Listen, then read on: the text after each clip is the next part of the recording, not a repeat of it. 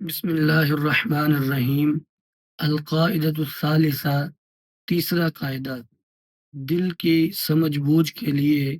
تیسرا قاعدہ، القلب دل لا يتسع للعوض والمعوض عنہ، دل بدل اور جس سے بدل کیا گیا ہے دونوں کی وسعت نہیں رکھتا۔ یعنی ایک چیز بدلے میں آ سکتی ہے، بدل کی دونوں چیزیں نہیں آ سکتی۔ دنیا کے بدلے آخرت، آخرت کے بدلے دنیا۔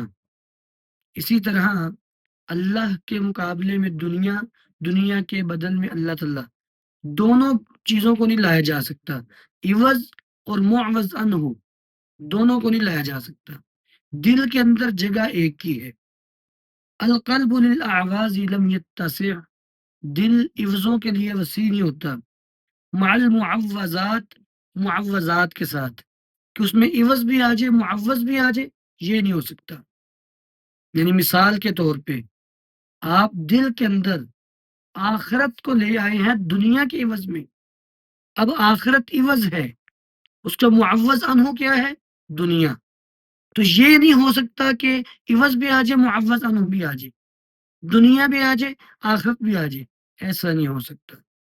دل کے اندر عوض اور معوض عنہ دونوں کی وسعت نہیں ہوتی۔ فلننقطع، بس چاہیے کہ ہم منقطع ہو جائیں، عن فعلنا البدع، اپنے بدعات سے، والمحظورہ اور حرام کاموں سے، لیسع المشروع، تاکہ دل کے اندر وسعت آ جائے شرعی کاموں کی، والمأمورہ اور ایسے کاموں کی جن کا حکم دیا گیا ہے۔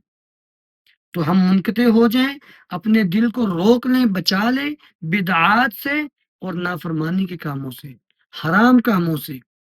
کیونکہ بدعت کرنے والا شخص، امام مالک بن انس رحم اللہ فرماتے ہیں کہ جو شخص بدعت کا ارتکاب کرتا ہے، فقد زعم ان محمد صلی اللہ علیہ وسلم قد خان الرسالہ، وہ یہ سمجھ رہا ہے کہ گویا کہ حضرت محمد الرسول اللہ صلی اللہ علیہ وسلم نے رسالت میں خیانت کی ہے۔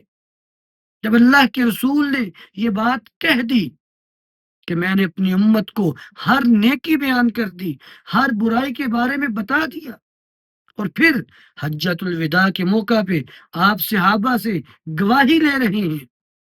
آپ نے پوچھا میرے صحابہ بتاؤ، کیا میں نے تمہیں پیغام پہنچا دیا، بات پہنچا دی؟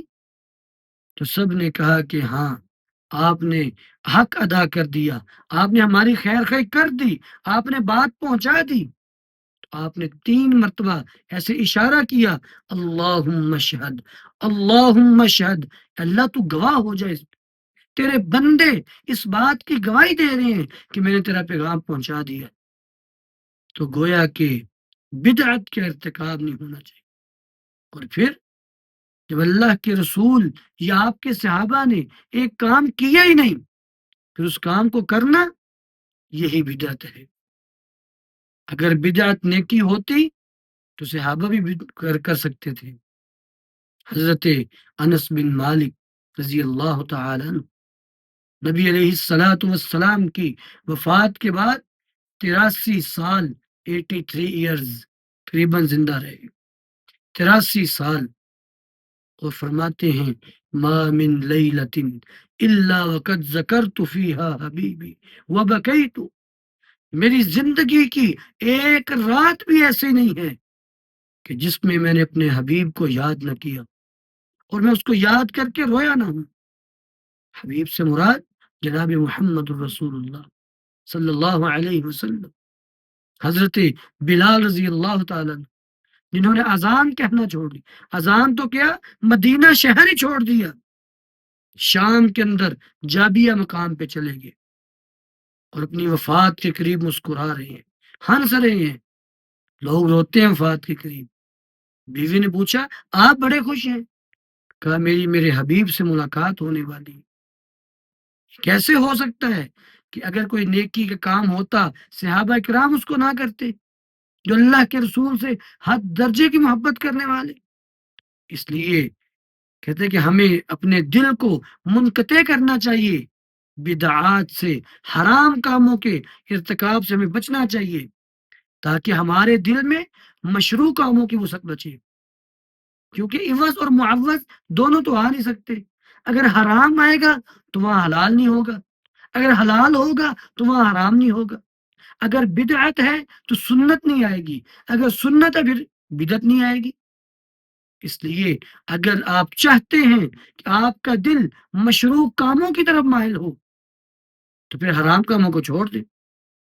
تو گویا یہ بات اپنے دل کو ہم منقطع کریں بدعات سے، حرام کاموں سے، وعن عبودیتی هذا القلب، اور اس دل کی بندگی سے، والخوف، اور دل کو خوف سے پاک کریں، والحب لغیر الرب، اور اللہ کے علاوہ غیروں کی محبت سے اپنے دل کو صاف کریں، کیونکہ اگر اللہ کے علاوہ غیر کی محبت دل میں آئے گی تو وہ عوض بن چکا ہے، اور اس کا معوض اللہ کی محبت ہے، پھر اللہ کی محبت نہیں وہاں پہ آئے گی۔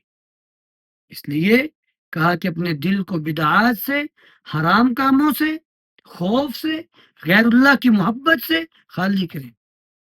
بلکہ اللہ رب العالمین نے جب کفار کا ذکر کیا تو یہ کافر لوگ یہ اپنے بتوں سے محبت کرتے ہیں، والذین آمنوا اشد حبا للہ، جتنے ان کافروں کی اپنے معبودوں سے محبت ہے، جھوٹے الہوں سے ہے، مومنین اس سے کہیں بڑھ کے اپنے سچے رب سے محبت کرتے ہیں، اور اللہ کی محبت میں کسی دنیا والے کو نہیں لے کے آتے، اپنے اللہ کی محبت میں اغیار کو شامل نہیں کرتے۔ اور پھر یہ بات بھی بڑی اہم کہ اللہ نے اپنی محبت میں یہ فرق رکھا ہے کہ اللہ کی محبت ہمیشہ خالص ہوتی ہے۔ اگر دنیا میں کوئی شخص کسی سے محبت کرتا ہے تو وہ کہتا ہے کہ یہ صرف میرا محبوب رہے، یہ صرف مجھ سے محبت کرے، اور کسی سے بات نہ کرے، اور کسی کو ملے نہ۔ اور جو اللہ سے محبت کرتا ہے وہ چاہتا ہے وہ بھی اللہ سے محبت کرے، فلاں بھی اللہ سے محبت کرے، فلاں بھی اللہ کو چاہے، وہ چاہتا ہے سارے اللہ کے محبوب بن جائے۔